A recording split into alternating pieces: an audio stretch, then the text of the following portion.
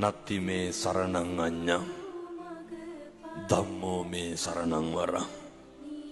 අපිට ධර්මයෙන් තොර සරණක් නැහැ.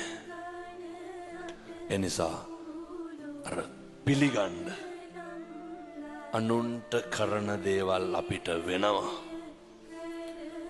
යහපතක් සිද්ධ කරොත් සත්තයි යහපතක් වෙනවා.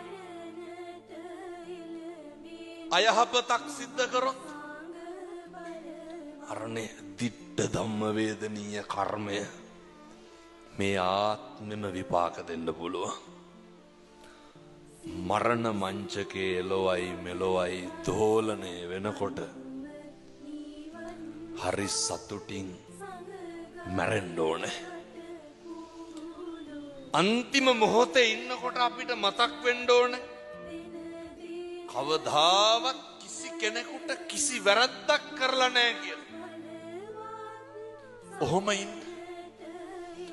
අභිවාදන සීලිස්ස නිච්ඡං වත්තා පචායිනෝ චත්තාරෝ ධම්මා වඩ්ඩන්ති ආයුවන්නෝ සුඛං බලං.